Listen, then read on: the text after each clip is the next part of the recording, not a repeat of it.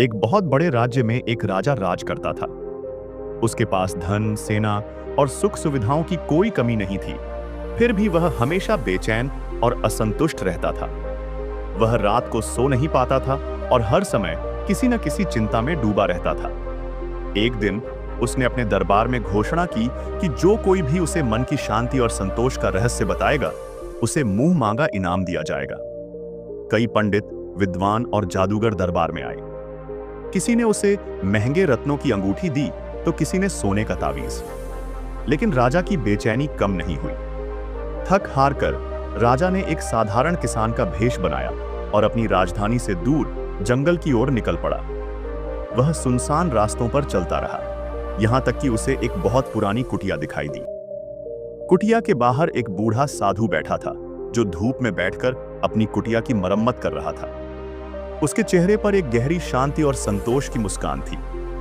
राजा ने साधु को प्रणाम किया और उनसे पूछा, हे महात्मा, मेरे पास सब कुछ है, फिर भी मुझे शांति नहीं मिलती। क्या आप मुझे संतोष का रहस्य बता सकते हैं?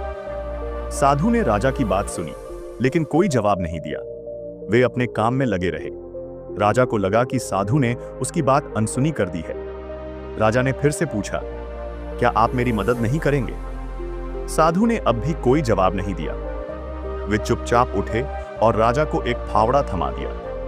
राजा को गुस्सा आया, लेकिन उसने सोचा कि शायद साधु इसी तरह से उसकी परीक्षा ले रहे हैं। राजा ने फावड़ा लेकर कुटिया के चारों ओर जमीन खोदना शुरू कर दिया। राजा दिन भर काम करता रहा। उसने जमीन खोदी, झाड़ियां साफ की और पसीने से भीग गया। शाम होते होते वह इतना थक गया कि वह वहीं जमीन पर बैठ गया। जब रात हुई तो साधु ने राजा के लिए एक सूखी रोटी और पानी का एक गिलास लाया। राजा ने वह खाना खाया जो उसे आज तक के सबसे स्वादिष्ट भोजन में से एक लगा।